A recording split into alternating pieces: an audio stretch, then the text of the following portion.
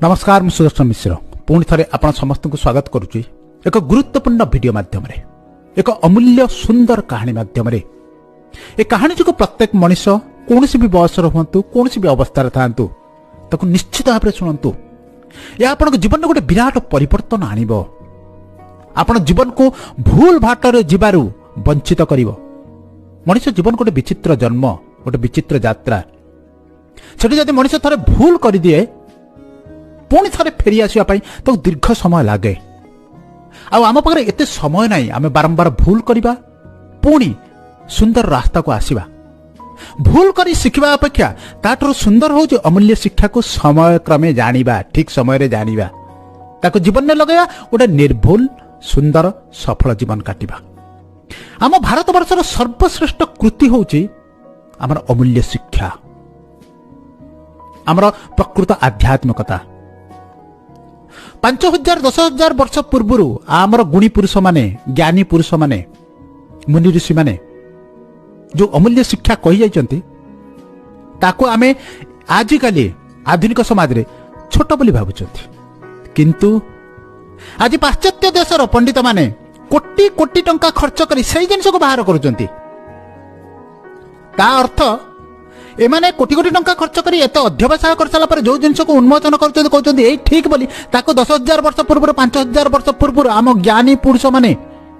अमूल्य ग्रंथ माध्यम रे जणे दे जाइतिले सेठु आम अनुमान करि परिबा हमर पुरातन पुस्तक हमर ग्रंथ हमर पूर्वज माने केते शक्तिशाली केते ज्ञानी थिले आ मु सुदर्शन मिश्र सदा सर्वदा प्रचेष्टा करूची से समस्त अमूल्य ज्ञान को अमूल्य वार्ता को सहज सरल आकार आपण पाखर पहुंचाइया पाई जहां जानी आपण जीवन को सुंदर हिसाब से गढ़ी पारिबे को तीनोटी कारणरू मनुष्य जीवन नष्ट होता है आज आप देखिए जिते भी सब खराब लोक अच्छा जो स्थान बंद हो रही अनुध्यान करेंगे यही तीनोटी कारण जो से जीवन नष्ट होती कौन व्यक्ति दिहरे ए तीनोटी गुण रोचे दुर्गुण रोचे से सजग रुहतु ताको आज यही मुहूर्त ए वीडियो को शुणी सारा पर आत आने चेष्टा करंतु जीवन अमूल्य शिक्षा को शुणु कौ तीनोटी कारण मनुष्य जीवन को संपूर्ण नष्ट भ्रष्ट कर दिए जिते भी आपण पार गुण थाउ ए तीनोटी नकारात्मक जिनिस ठारू सदा सर्वदा मुक्त रुहतु अन्यथा से समस्त गुण नष्ट हो समस्त गुण थाई मध्य आपण गोटे असफल व्यक्ति हिसाब से ठिया हेबे ए समस्त जिनिस को बुझाई पाई आसत गोटे सुंदर कहानी आपण पाखर उपस्थापना करूछि कौन से अंचल रे गोटे ज्ञानी परिवार थिला से परिवार गोटी मात्र पुत्र थिले पितामाता जतले ज्ञानी थिले से माने ठीक कले पिला जाऊ गुरुकुल रे आश्रम रे रही विद्या ग्रहण करू पिलाटी गला गुरुकुल आश्रम रे रहिला मन लगई विद्या ग्रहण कला इतिमध्य रे पितामाता कौन से गोटे अकस्मात दुर्घटना रे वियोग घटिला मृत्युवरण कले पिलाटी समस्त जिनिस जानी सारा पर ठीक कला आ घर को फेरबी ना ज्ञान संपन्न कला पर चलीगला हिमालय को गोटे जंगल रही अध्यवसाय कला धीरे धीरे युवावस्था बहुत ज्ञान से प्राप्त कला बहुत ज्ञान प्राप्त कर सारा पर पाख आखर रोहुवा लोक मान शिक्षा देला से अंचल जड़े प्रसिद्ध राजा थिले गुणी राजा गुणी सदा सर्वदा गुण खोजे जो लोक मध्य से आग्रह था से सदा सर्वदा जीवन अमूल्य शिक्षा को खोजे कौ जिन को शुणिले मो जीवन परिवर्तन हम से सदा सर्वदा ज्ञान पिपासु था ज्ञान जानापी इच्छा थाए पाखे वार्ता पहुंचला ए पाख जंगल में जन गुणी युवपुरुष अच्छा से आसी पहुंचले से युवक पाखे युवक सहित किसी समय कथबार्ता कले निजर समस्या जड़ाइले और से जो युवक जनक थे अल्प क्षण मध्य समस्त समस्यार समाधान बाहर करदे राजा जनक बहुत खुशी हेले अनुरोध कले आसतु मो राजप्रसाद किसी दिन रही आसबे निमंत्रण को स्वीकार कले से युव शिष्य जनक गुरुपुरुष जनक जाई पहुंचले राजा सहित प्रसाद किसी दिन रहिले राजा जहाँ समस्या थिला से समस्त समस्या केमिति निवारण करेंगे तार रास्ता देखली जिते फेरिया इच्छा प्रकाश कले से राजा जन कहले हे ज्ञानी पुरुष आपण जाई जंगल रोचंती विभिन्न प्रकार ज्ञान ग्रहण करुचंती से समाज विशेष किसी मंगल होउनी आपण जदि मो राज्य रही जाते मोर बगीचार मु आपनकर समस्त व्यवस्था कर दियंती खाद्य पानीय रहिबार समस्त व्यवस्था कर दियंती आपण जदि एठी अमूल्य शिक्षा ए लोक मानक दियंते तेबे हुए तो बहुत भल हुंता ए सुंदर जिनसटी सुनि सारला परे से युवक गुरुजन को ठीक लागिला से कहले मु बहुत ज्ञान जानिली किंतु समस्त ज्ञान रहीगला कोठी ना जंगल मध्य मु एठी रहिबा द्वारा हुए तो ए राज्यर मंगल हो पार ए लोक को अमूल्य शिक्षा मिल पार से तांकर प्रस्ताव को स्वीकार कले एवं रहिले राजा कौन कले ना बगीचार गोटे सुंदर कुटिया बनईदेले कुटियाटे किछि वर्ष जाए ए साधु सन्थ जनक रहिले राजा अपर्याप्त सेवा कले कारण जन गुणी पुरुष से ए ज्ञानी गुरु को भल पाउतले इतिमध्य गोटे आवश्यकता पड़ला राजा और रानी को कौन बाहर जगह जावा पड़े दुई जन जाक बाहरी गले ए गुरुंकर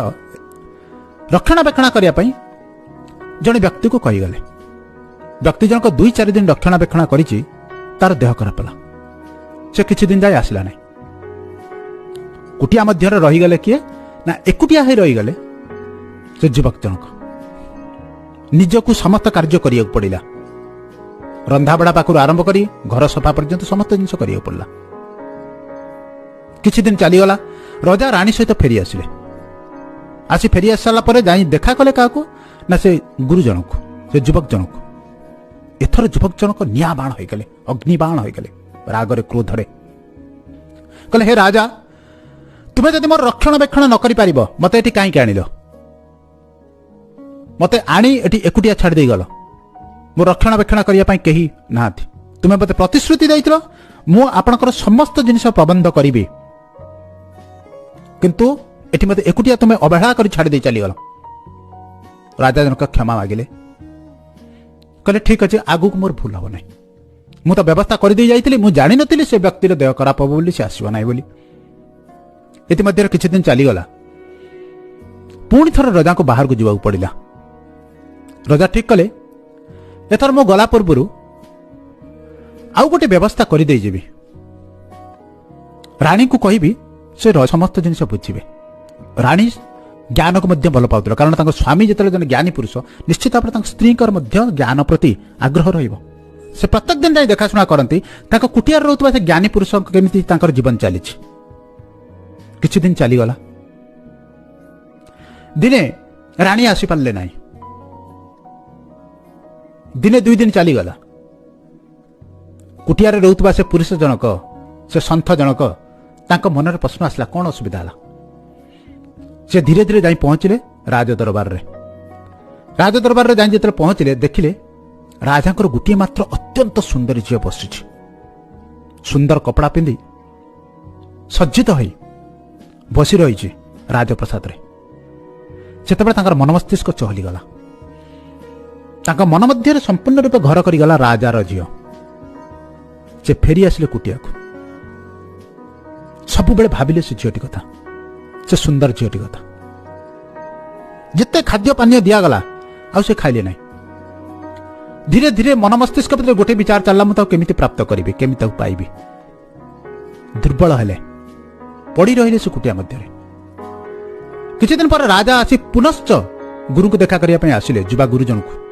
देखले युवक गुरुकर अवस्था भारी खराब सुखी कंटा हो गले ताको पचारले कौन असुविधा है एथर तो समस्त व्यवस्था कर दे जाइतिले एथर कहले हे राजन आपण राजप्रसाद गोटे सुंदर झील अच्छी आपण मते ता सहित मोर विवाह प्रस्ताव ठीक करंतु राजा रानी एक जिनिस शुणी आश्चर्य हेले कहले ठीक अच्छे राजा जाई से झीलटी सहित कथबार्ता कले राजजेमा सहित कथबार्ता कले राजजेमा मध्य अत्यंत ज्ञानी पिता माता जो 2 जन तक ज्ञानी निश्चित भाव में पिला मध्य ज्ञानी हम कहले ठीक अच्छे मुझे सहित विवाह करने राजी अच्छी जाई पहुंचले से युवक गुरु पाखरे सुंदर हिसाब से सज्जित है राजा कहले ठीक अच्छे आज ए राजजेमा आपणकर हला आपण माने खुशी रे रहंतु से झीलटी जे गुरु को धरी युवा गुरु को धरी जाई पहुंचला कुटिया द्वार देश जाई पहुंचला तले से राज झील कहले मु कौन कुड़ियार रही मत तो राजप्रसाद दरकार सुंदर घर दरकार। से शिष्य जनक से गुरु जनक धाइला राजा पाखक कहला आज्ञा मु से सुंदर झील को नहीं आपण झील को नहीं कुड़ियार केमती रही मत घर दिंतु। राजा गोटे सुंदर घर देले। किछि दिन परे राजा झील काम करि परिबो नै ताको कष्ट होला। से कहला मते काम करिया पई कष्ट होउछि मते चाकर बाकर दरकार। पुणी कौन कले से युवक गुरुजन जाई पहुंचले राजा पारे कहले मते चाकर पाकर दिंतु। राजा चाकर मध्य जोगै देले। किछि दिन पर अर्थ अभाव पड़ला। से झीटी कहला जातु अर्थ जोगाड़ करिवे। पुणी जाई पहुंचले राजा पर हमको अर्थ दिंतु। अर्थ नहीं आसिले। जेतले समस्त जिनिस नहीं आसी पहुंचले घरे सेतबे से राजा झियो से गुरु को गोटे सुंदर कथा कहते। कारण सेतबे से गुरुजन को संपूर्ण विचलित थांती केमिति घर ठीक हम केमिति अर्थ आसीबो। सेतबे राजा झियो जनक आसी ता पाखर बसिले कहले आपणकर अवस्था थरे देखिछंती आपण कोन थिले कोन हेइछंती आपण थिले महान संत समस्त बंधन मुक्त आज अल्प क्षण मध्य आपणकर अवस्था गोटे अत्यंत दरिद्र सांसारी ठारू भी खराब। आपण बंधन मुक्त थिले आपण एबे संपूर्ण रूपे संसार बंधन आबद्ध अजनातरे। आपण दिने एठी ज्ञान दवा पई आसीतिले। मो पिता मो माता मु आमे समस्त आपण ठारू ज्ञान ग्रहण करिया में प्रार्थना करतलु। आपणकर आज ए दुर्दशा आइगला आपण जाई मो पिता माता को पदार्थ मागुचंती। आपण ताको प्रार्थना करचंती मते घर दियंतु। आपण ताको प्रार्थना करचंती मते अर्थ दियंतु। आपणको जीवन कोन थिला कोन हला आपण की भूल कले आपण कोड थिले आसी कोडी पहुंचले आपण एते ज्ञान ग्रहण करथिले एते समस्त जिनिस अनुभव करथिले कोन एइति पई बंधन मध्य बांधिबा पई। आपण तो बंधन मुक्त जीवन काटिबा कथा। आपण तबे सबु आडू छंदी हे गलेनी संसार मारे एमिति जंजालग्रस्त हो गलेनी आपण थकी गलेनी। ये समस्त जिनिस सेतबे से युवक गुरुकर मन पड़ला प्रकृति मु कुए थिली आउ एबे कोन अछि प्रकृति मोर अवस्था कोन थिला एबे मु को अवस्था रे अछि। प्रकृति मु बंधन मुक्त थिली एबे संपूर्ण रूपे संसार रो जाल रे छंदी हो जाइछि। सेतबे से झियो जन कहला मु आपन को रास्ता को आनिया पई जेतल मो पिता कहले सेतबे मु हां भरिली आपन सहित विवाह करिया पई कि आपन सहित किछि दिन रहिया पई। मोर उद्देश्य थिला आपन को बंधन मध्यरु बाहर करिया पई। जेतबे आपन प्रथमे मो पिता माता आसे आपन पहुंचले जेतबे आपन खाद्य पानी असुविधा होला आपन क्रोधान्वित होइतले सेतबे मु जानि जातले आपन पथभ्रष्ट होई गेलेनी बोली। कारण आपन सुख सुविधा मध्य रही आपन समस्त अमूल्य ज्ञान को भूली गलेनी बोली। आपन जंगल रे रहउतले समस्त कार्य निजे करूतले किछि दिन एते बेले आपन खुश सुखर रहिले आपन का कार्य निजु करिया पई कष्ट होउची। अर्थ आपन बंधन मध्य बांधी गलेनी अन्य ऊपर निर्भर होई गलेनी। क्रोध आपणकर ज्ञान नष्ट होबार आपण चरित्र भ्रष्ट होबार प्रथम कारण है क्रोध। द्वितीय कारण आपणकर मो प्रति आसिला वासना। जेतले आपण मो प्रति लोभ आसिला वासना आसिला कामना आसिला सेतबे कोन कले ना आपणकर लोभ हला कोन मते घर दरकार घर पर कोन ना पुनी चाकर बाकर दरकार तापर पुनी कोन ना मते अर्थ दरकार। आपणकर लोभ धीरे धीरे बढ़ी चलला। प्रथम भूल आपण कले क्रोधान्वित हेले। द्वितीय भूल कले आपणकर वासना आसिला कामना आसिला। तृतीय भूल कले आपण लोभ आसिला। ए तीनोटी जाक बंधन ने आपण संपूर्ण रूपे बांधी होई गले। 5000 वर्ष पूर्वरु गीता रे श्रीकृष्ण ए तीनोटी जिनिस कहि जाइचंती। नरकर तीनोटी द्वार कहि जाइचंती। मनुष्य नष्ट होबार तीनोटी कारण कहि जाइचंती। प्रथमटी हला क्रोध द्वितीयटी होची वासना कामना अन्यर स्त्री अन्यर कन्या प्रति अत्यंत वासना रखिबा खराब मनोभाव रखिबा। तृतीयटी लोभ। गीतार मध्य ये अमूल्य वाक्य कुआ जाइछि इच्छा पूर्ण नहेले क्रोध इच्छा पूर्ण हेले लोभ। इच्छा जदि पूर्ण हो गला आउर लोभ बढ़िबो। जेमिति आपण मते पाइबा पई चाहिले मत प्राप्त करदे आप लोभ पड़ा मत घर दरकार पुणी लोभ पड़ा मत चाकर दरकार पुणी लोभ पड़ा मत अर्थ दरकार आप बांधी चलने से कादुआ फसी चलने आदि इच्छा जो आप पूर्ण नहला से आप क्रोध जमी आपको जो मो पिता माता ठीक भाव में सब जिन जोगे न पड़े आप आगुरी जंगल मध्य समस्त कार्य करते ये अल्प दिन निजे कले आप क्रोध जागृत है आप संपूर्ण रूपे ये तीनोटी जाल मध्य फसी गले बांधी गले आधु मुक्त हुंतु एति कथा कही सारा से युवा गुरु जनक आखिर धार धार लुह खसला से हाथ जोड़ी क्षमा मागिले से सुंदरी कन्या को कहले मो ठारू बड़ ज्ञानी होउची तुमार पितामाता आ तुमे संसार रे रही मध्य तुमार निज उपर आयत अछि संसार रे रही मध्य तुम अमूल्य ज्ञान को मन रखछ से होची प्रकृत संसारी मु सदा सर्वदा प्रचेष्टा करछि प्रकृत संसारी सृष्टि होंतु अर्थ एई संसार रे निज उपर आयत रो ए संसार रे अमूल्य शिक्षा को सुनंतु ए संसार रे रही बंधन मुक्त जीवन काटंतु गीतार कहा जाय निष्काम कर्म अर्थ कामना विहीन कर्म से कोठी संभव संसार जो आम रहा आम तो संसार रहा बंधन मुक्त जीवन काटिबा गोटे सेवा मनोवृत्ति नहीं कार्य करवा बंधन रे जदि आम पड़गले क्रोधर बंधन ने किंबा लालसार बंधन ने किंबा कामना बासनार बंधन ने तेबे जीवनटा नष्ट होगा सुनिश्चित आज देशर जिते भी अपराध होती जिते भी अपराधी अच्छा तीनोटी कारण मध्य किसी ना किसी से तीनोटी जाल मध्य कौन ना कौन स्थान से फसी